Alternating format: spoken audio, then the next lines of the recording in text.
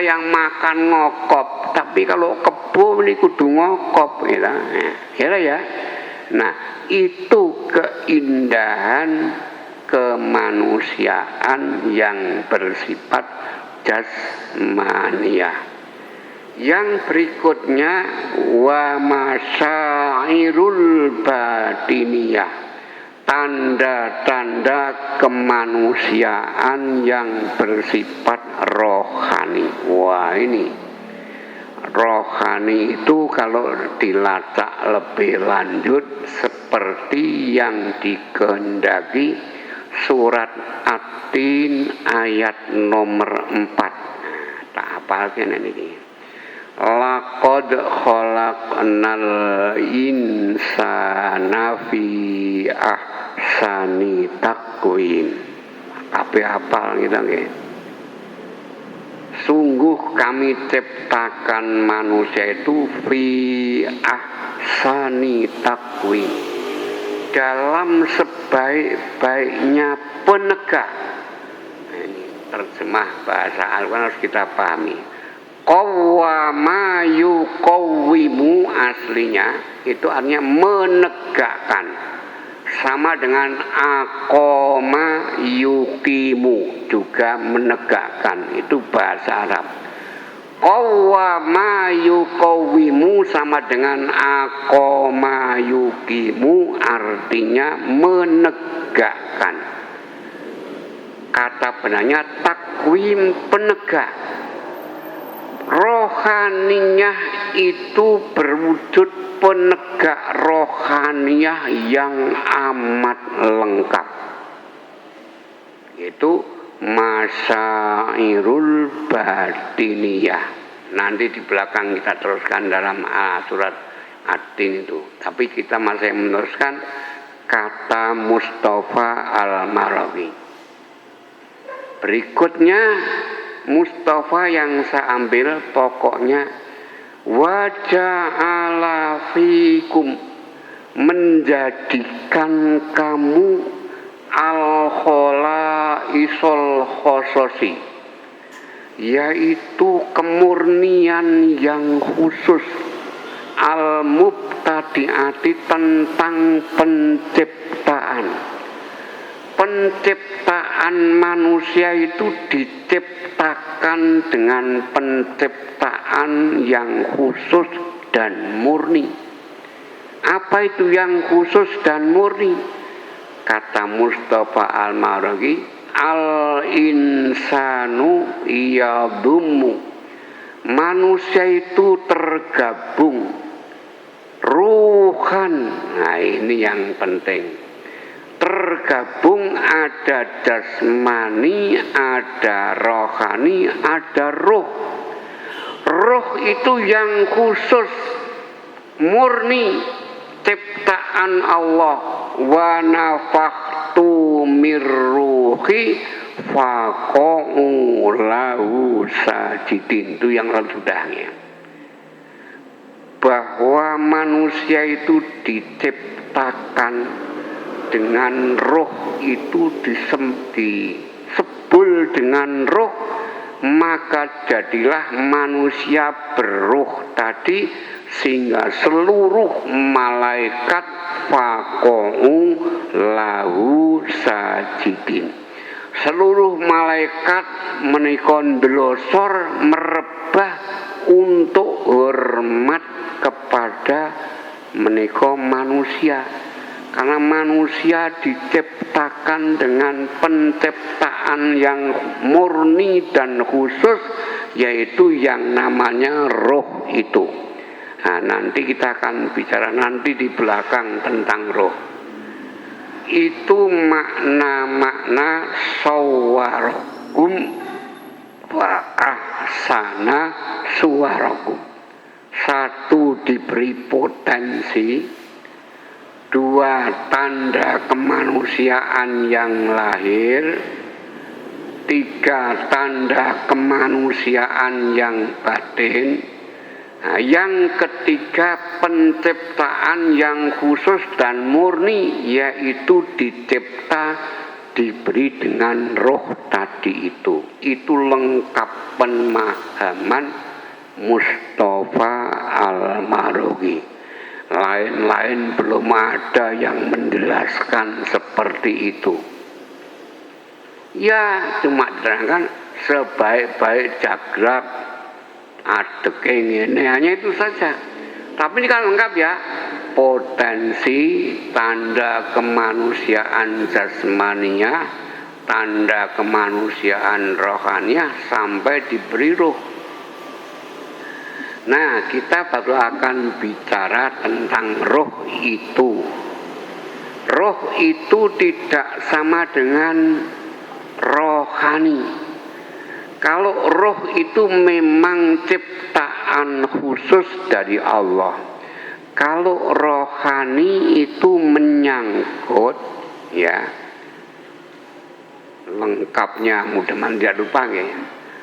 Rohani itu dipersiapkan sebagai penegak kehidupan rohani manusia. Satu berwujud yang namanya syahwat atau naluri, syahwat atau naluri. Syahwat itu memang dijadikan perangkat rohani untuk hidup. Hanya bagaimana hidupnya syahwat, jangan menurut syahwat semata-mata. Nanti kita akan bicarakan. Syahwat harus tunduk kepada Al-Quran. Hidup itu punya naluri syahwat ingin kawin. Kalau kawin ya kawin, jangan jur kawin. Nikah dulu. Nah itu Pak nggih. Nikah dulu baru kawin. Nah, itu namanya syahwatnya ditundukkan dengan Al-Quran. Orang butuh makan untuk hidup, silahkan makan. Tapi jangan asal makan. Tapi makanlah halalan thayyibah. Oh itu ditundukkannya di situ. Nanti akan kita teruskan keterangan lebih lanjut. Satu yaitu syahwat. Dua, iradah ikhtiyariyah. Ada yang jarang-jarang dengar ya. Iradah ikhtiyariyah. Iradah artinya keinginan, kemauan. Ikhtiyariyah yang dipilih. Jadi manusia diberi hak berkemauan memilih menurut kemauannya. Mau milih yang jelek ya silahkan, kena cilaka ya lakonono, gitu Pak nggih. Mau milih yang baik ya silahkan, mesti selamat, boleh pilih. Jadi agama itu tegasnya tidak memaksa. Tuhan memerintahkan kita ngibadah, silakan salat karemu, ora karemu. Nek ra salat mesti kecemplung neraka, nek salat entuk swarga. Itu keadilan Allah. Kabeh silakan, ra salat ya boleh. Tegasnya sampai insya'a fal yu'min wa insya'a fal yakfur. Itu namanya iradah ikhtiyariyah. Yang ketiga yaitu akal. Akal itu mempunyai potensi yang juga nanti akan kita terangkan untuk apa akal itu. Keberapa ini Pak ya? Keberapa ini? Syahwat, iradah ikhtiyariyah, akal. Yang keempat emosi, perasaan. Nanti juga kita akan sampaikan tentang emosi atau perasaan menurut Al-Quran maupun menurut ilmu pengetahuan zaman kita sekarang. Yang kelima, terus yang kelima spiritualitas tembung sakniki.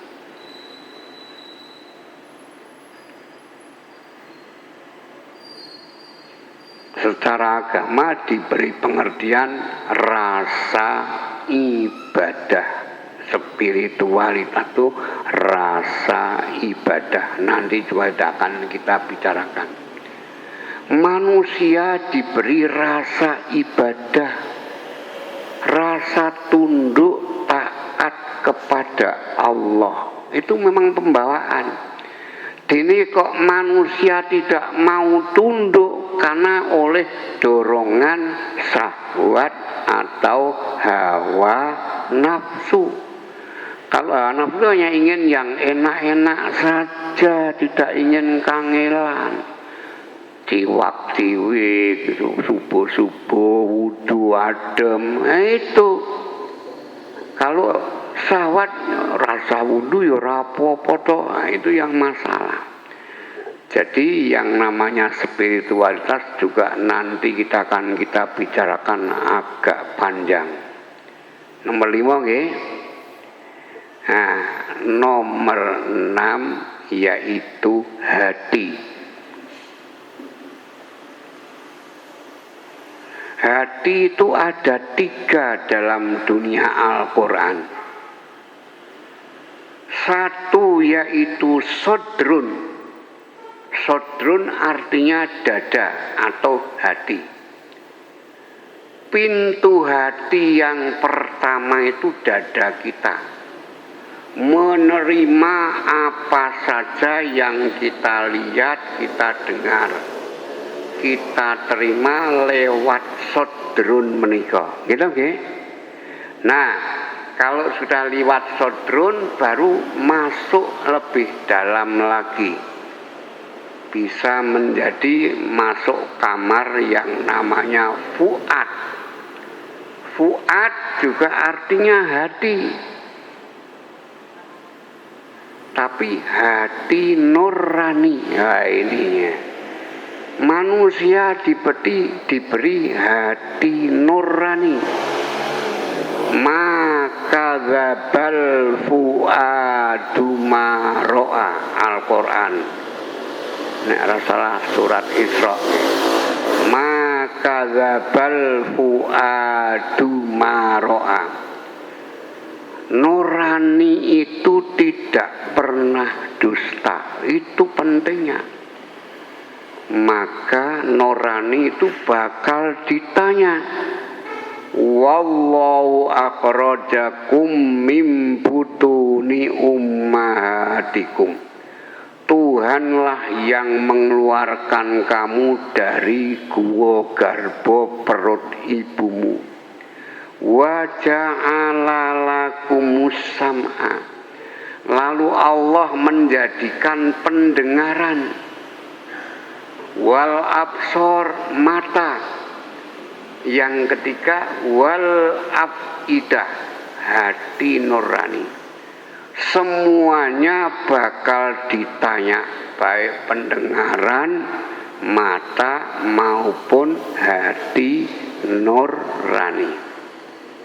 Nah, kalau sudah masuk ke kamar fuad, kalau fuad bekerja dengan baik, menerima sesuai dengan nurani, maka hati kolbun. Nah, ini yang ketiga, kolbun. Kolbun itu hati seluruh di dalam kita, jiwa kita namanya kolbun.